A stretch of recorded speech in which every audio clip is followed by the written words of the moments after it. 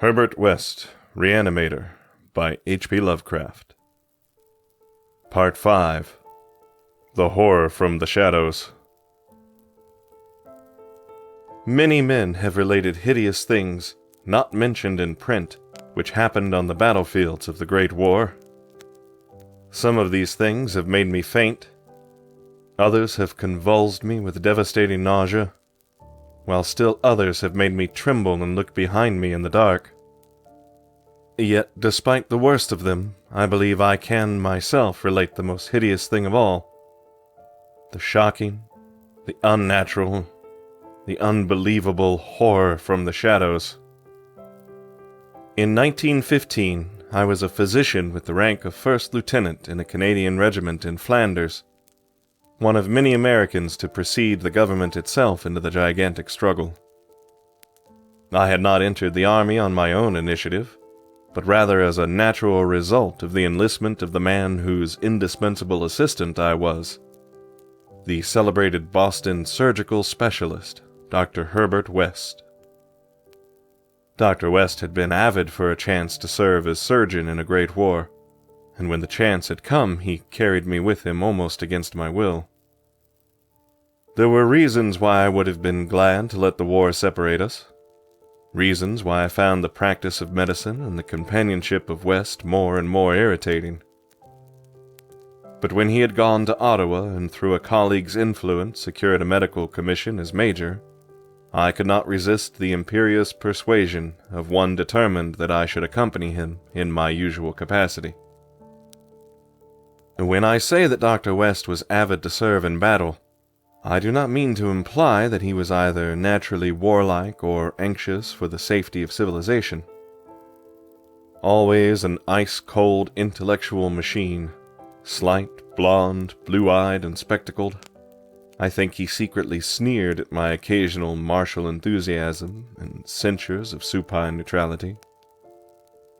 There was, however, something he wanted in embattled Flanders, and in order to secure it, he had to assume a military exterior.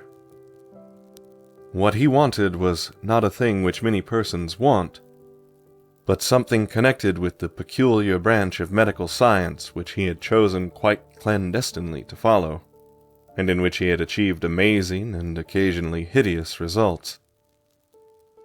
It was, in fact, nothing more or less than an abundant supply of freshly killed men in every stage of dismemberment.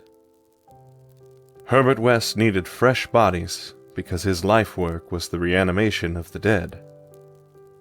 This work was not known to the fashionable clientele who had so swiftly built up his fame after his arrival in Boston, but was only too well known to me, who had been his closest friend and sole assistant since the old days in Miskatonic University Medical School at Arkham.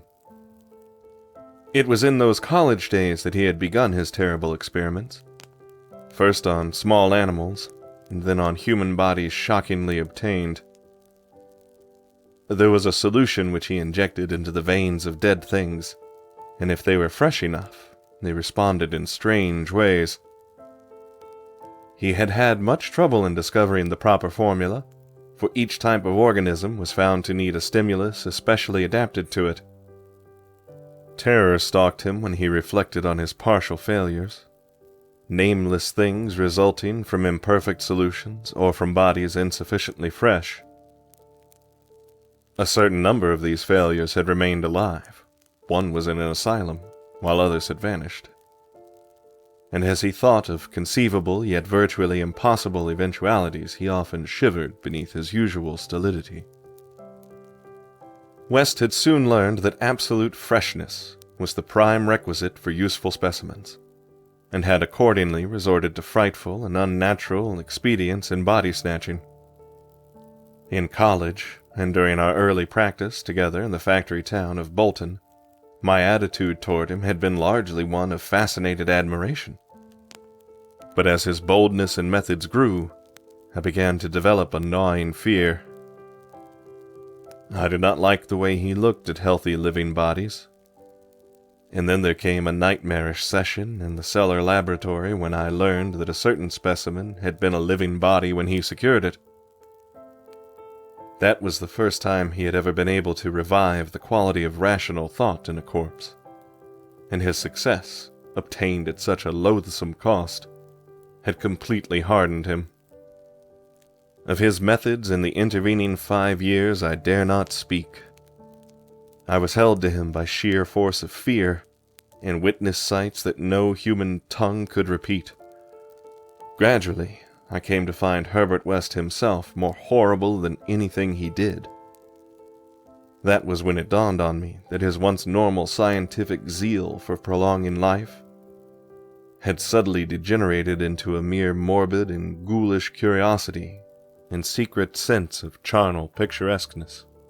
His interest became a hellish and perverse addiction to the repellently and fiendishly abnormal. He gloated calmly over artificial monstrosities which would make most healthy men drop dead from fright and disgust. He became, behind his pallid intellectuality, a fastidious Baudelaire of physical experiment. Dangers he met unflinchingly. Crimes he committed unmoved. I think the climax came when he had proved his point that rational life can be restored, and had sought new worlds to conquer by experimenting on the reanimation of detached parts of bodies. He had wild and original ideas on the independent vital properties of organic cells and nerve tissue separated from natural physiological systems, and achieved some hideous preliminary results in the form of never-dying, artificially nourished tissue obtained from the nearly hatched eggs of an indescribable tropical reptile. 2 biological points he was exceedingly anxious to settle. First, whether any amount of consciousness and rational action be possible without the brain, proceeding from the spinal cord and various nerve centers. And second, whether any kind of ethereal, intangible relation distinct from the material cells may exist to link the surgically separated parts of what has previously been a single living organism. All this research work required a prodigious supply of freshly slaughtered human flesh, and that was why Herbert West had entered the Great War. The phantasmal, unmentionable thing occurred one midnight late in March 1915 in a field hospital behind the lines at St. Eloi. I wonder even now if it could have been other than a demonic dream of delirium. West had a private laboratory in an east room of the barn-like temporary edifice, assigned to him on his plea that he was devising new and radical methods for the treatment of hitherto hopeless cases of maiming. There he worked like a butcher in the midst of his gory wares. I could never get used to the levity with which he handled and classified certain things. At times he actually did perform marvels of surgery for the soldiers, but his chief delights were of a less public and philanthropic kind, requiring many explanations of sounds which seemed peculiar even amidst that babble of the damned. Among these sounds were frequent revolver shots, surely not uncommon on a battlefield, but distinctly uncommon in a hospital. Dr. West's reanimated specimens were not meant for long existence or a large audience. Besides human tissue, West employed much of the reptile embryo tissue which he had cultivated with such singular results. It was better than human material for maintaining life in organless fragments, and that was now my friend's chief activity. In a dark corner of the laboratory, over a queer incubating burner, he kept a large covered vat full of this reptilian cell matter, which multiplied and grew puffily and hideously. On the night of which I speak, we had a splendid new specimen, a man at once physically powerful and of such high mentality that a sensitive nervous system was assured. It was rather ironic, for he was the officer who had helped West to his commission, and who was now to have been our associate.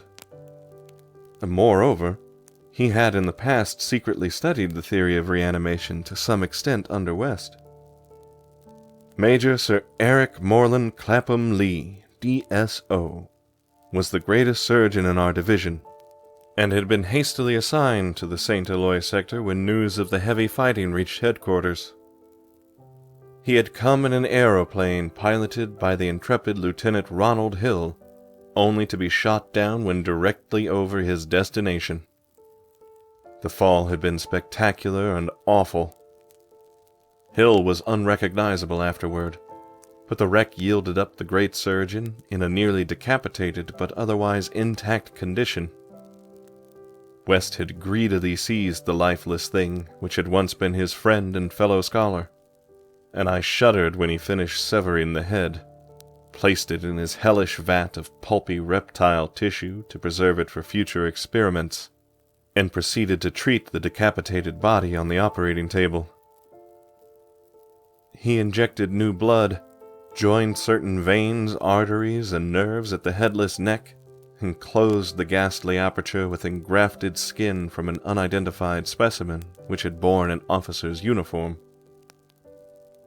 I knew what he wanted, to see if this highly organized body could exhibit, without its head, any signs of mental life which had distinguished Sir Eric Morland Clapham Lee. Once a student of reanimation, this silent trunk was now gruesomely called upon to exemplify it. I can still see Herbert West under the sinister electric light as he injected his reanimating solution into the arm of the headless body. The scene I cannot describe. I should faint if I tried it, for there was madness in a room full of classified charnel things, with blood and lesser human debris almost ankle-deep on the slimy floor, and with hideous reptilian abnormalities sprouting, bubbling, and baking over a winking bluish-green specter of dim flame in a far corner of black shadows. The specimen, as West repeatedly observed, had a splendid nervous system. Much was expected of it, and as a few twitching motions began to appear, I could see the feverish interest on West's face. He was ready, I think, to see proof of his increasingly strong opinion that consciousness, reason, and personality can exist independently of the brain. That man has no central connective spirit, but is merely a machine of nervous matter, each section more or less complete in itself. In one triumphant demonstration, West was about to relegate the mystery of life to the category of myth. The body now twitched more vigorously, and beneath our avid eyes commenced to heave in a frightful way. The arms stirred disquietingly, the legs drew up, and various muscles contracted in a repulsive kind of writhing. Then the headless thing threw out its arms in a gesture which was unmistakably one of desperation, an intelligent desperation apparently sufficient to prove every theory of Herbert West. Certainly, the nerves were recalling the man's last act in life, the struggle to get free of the falling aeroplane. What followed I shall never positively know. It may have been wholly a hallucination from the shock caused at that instant by the sudden and complete destruction of the building in a cataclysm of German shell fire. Who can gainsay it, since West and I were the only proved survivors? West liked to think that before his recent disappearance, but there were times when he could not, for it was queer that we both had the same hallucination. The hideous occurrence itself was very simple, notable only for what it implied. The body on the table had risen with a blind and terrible groping, and we had heard a sound. I should not call that sound a voice, for it was too awful. And yet its timbre was not the most awful thing about it. Neither was its message. It had merely screamed, "Jump, Ronald, for God's sake, jump!" The awful thing was its source, for it had come from the large covered vat in that ghoulish corner of crawling black shadows.